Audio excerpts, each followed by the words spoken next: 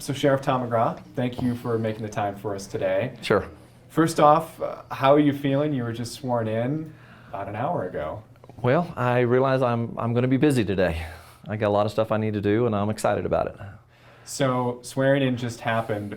What does the rest of the day look like, day one for the Park County Sheriff? Well, what I have to do today is I actually have to chase down a bunch of more deputies and detention officers that are working or on midnight shift, and have to go to Bailey, and then I have to come back to Fair Play. So the day is mostly concerning with getting everybody sworn in still, because that was not everybody in the meeting today. So you swore in deputies today. Yes. One of the issues I've heard about in Park County is just a lack of deputies, a staffing issue. Yes. How many sworn deputies do you want to have, and how many positions do you need to fill? Well, we should have 26 sworn deputies, including myself, from the top to the bottom. We're down 8 to 10 right now. I think it's 10. So my first priority is to get people hired to fill those empty slots, because the deputies have been running themselves ragged, and we just can't do that. You say running themselves ragged. One deputy, how much ground do they have to cover? Well, Park County is 2,400 square miles. So in the south end of the county, the Fair Play area, a deputy could very well be covering 900 to 1,000 square miles by himself. So that's a lot of terrain for him to cover. So as soon as we get the new deputies on the road, we should alleviate, the wear and tear on our deputies that are having to work so much right now. That's a lot of ground to cover. I imagine response times have to be slow when one deputy is covering up to 1,000 square miles. Right. That's an issue that I'm going to be dealing with. I have some thoughts on some things to do, and once we get fully staffed, then we should be able to have people in zones, and that should cut down on response times. I foresee that in the next month we probably should hire 6 to 7 people right away, and then we'll hire 3 or 4 more. So we should be, in a month or two, we should be fully staffed, I hope. It's one thing to say you want to hire all of these people and get them on staff. How do you go about doing that? Because I've heard a number of deputies just in the past year have left the department. They have, but we have probably 6 people right now that are in the process, and we have probably another 3 or 4 that have started the process to apply. So I'm getting a lot of people very interested in coming to work here. How are you doing that? I think a lot of it's attitude. They're seeing that this is going to be a new sheriff's office, and I've been working with the county commissioners and the county managers, and we're getting pay raises. So I've been very happy with how well the county has responded to what I'm asking for. They're trying to do everything they can to help me out. So all of that coming together, we're getting the people that are wanting to come to work here. We've got some deputies that want to come back to work here. So I'm excited about that. Do you think low pay has been one of the biggest barriers in getting people through the door? Low pay has been a major issue here. And I think also issues inside the sheriff's office has also been a factor. But when the pay is so low as what it has been, that's been the major factor is the lack of pay. I got to ask you some questions about the past administration, your predecessor, Fred Wegener. As we've reported over the past several weeks, he decided to run out his term primarily on vacation, living in Florida, coming back and forth between Florida and Park County. But he told me in August, since August, basically been handling his job through email, the day-to-day. Right. Do you think that's an appropriate way for a sheriff to be doing his job in Colorado? Well, I really don't want to comment too much on the previous administration. I will tell you this for myself. I will not do things that way. When the final day for me to work here at Park County Sheriff's Office, I will be working to the final day. I will not leave the county unattended. I will be the sheriff of Park County until the last day. So you can firmly say that today? Yes, I will. So can you point out maybe some differences in your administration? If you don't want to comment specifically on the past administration, what would be, I guess, some of the differences that Tom McGraw is going to bring to this office? Well, I have 35 years of experience in law enforcement, and I bring all of that to the table here. And there's a lot of young deputies working for the sheriff's office, and I'm going to try and do everything I can to help out those young deputies to get better training, to mentor the younger deputies. And my style of being a new sheriff is something that I've learned over those 35 years. I've worked for bad sheriffs and I've worked for some really great sheriffs. So, when you work for a bad sheriff, you see what you don't want to do. So I recognize those things that I don't want to do.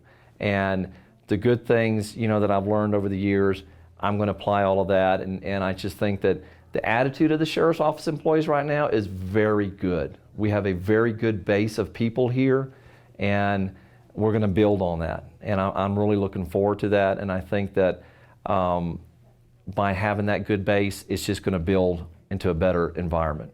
And with my new undersheriff, Steve Spodiak, he's enthusiastic, he's very sharp, and I'm really excited about having him on board too. So I think that it's going to be a whole change of attitude from the previous administration. They're going to know that I am here for them. In my meeting that I had earlier, I let everybody know I have an open door policy, as Steve Spodiak will. So anything they want to ask me, they're more than welcome to come to my office, and we'll sit down and talk about whatever issues they have. Steve Spodiak, is he the only one sticking around from the past administration in your new administration? Well, he was only a detective.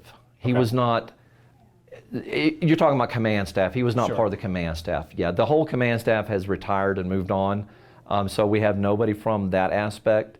But there's sergeants and still deputies that are here, but we have a lot of younger rookie deputies out here.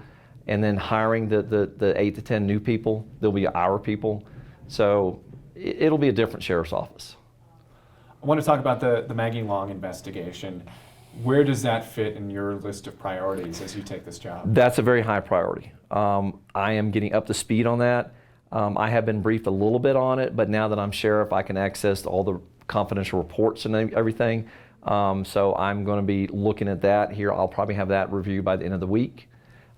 We plan on doing some things here probably by the end of this month or beginning of February. We'll be holding a press conference to talk about the Maggie Long case. I'm going to do everything I possibly can to move forward on that case. I'm not going to get a whole lot of detail right now about it, but that is a very high priority case for me. A beautiful young woman like that, we need to find the persons that did that. Is there any update you can give us? Not right now.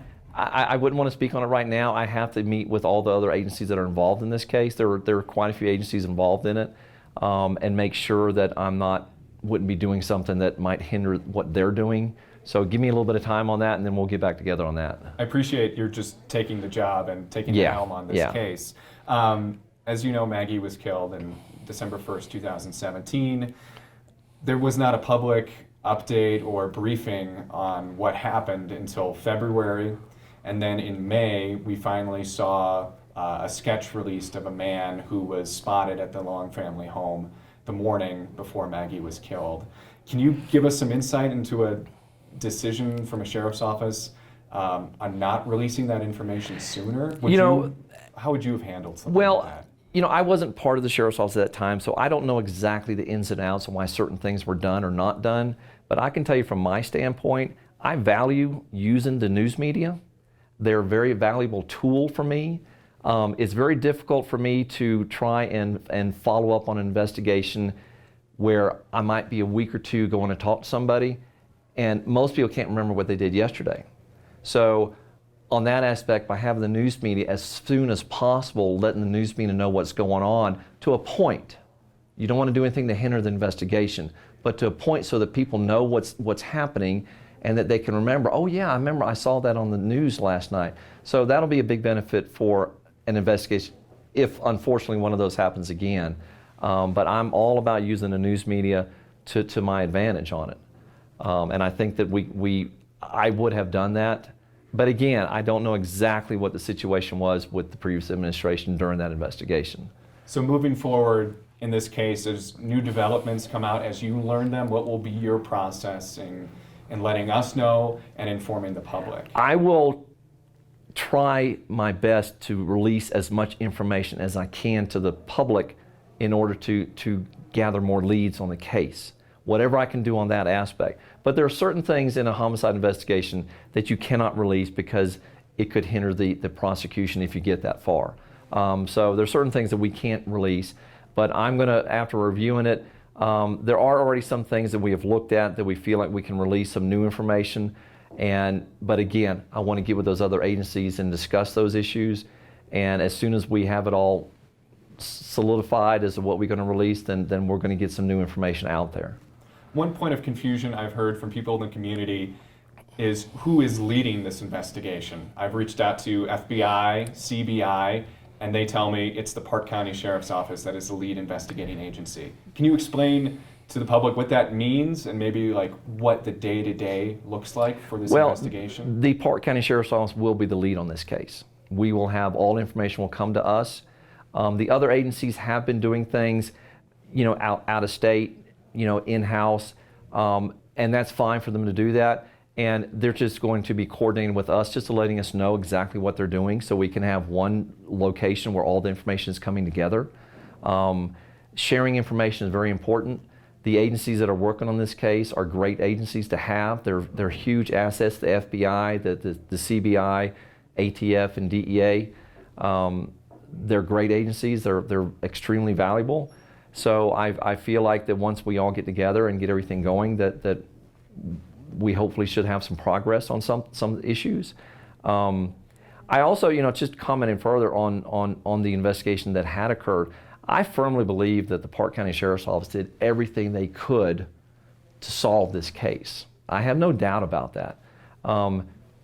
Maybe not the way I would have run things, but I think that they did everything they could to solve this case. So I'm very confident on that aspect of it. The other agencies, once we get together, I feel very, very good that we're going to be working together on the whole thing, because the main purpose of working together is to find the persons that did this.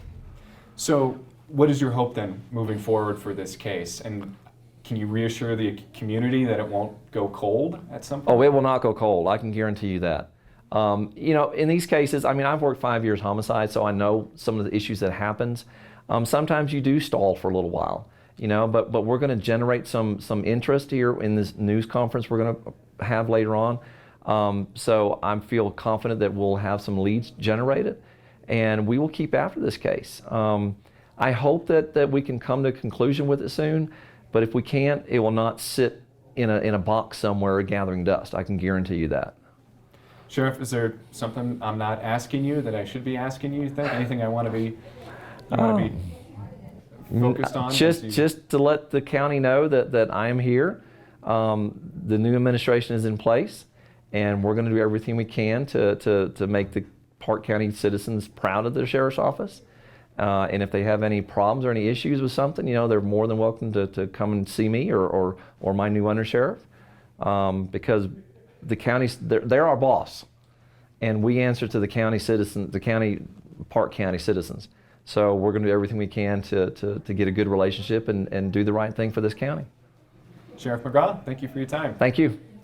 Byron, is there something you wanted to say? Yeah, I just have one quick question. Sure. If you could address Noel, being down there and hearing that round of applause that you got, knowing that you have that support from not only the people in that building, but people outside of that building, does that make this transition a little easier for you? It does. Having the public there at the meeting this morning was very thrilling for me. I did not realize we would have that many people there, but it just goes to show that I've got a lot of support, and people are looking forward to a fresh start, and I'm going to give that to them. I'm going to make them proud of this department, and I really was thrilled with how many people were there, and it was a good feeling to see that.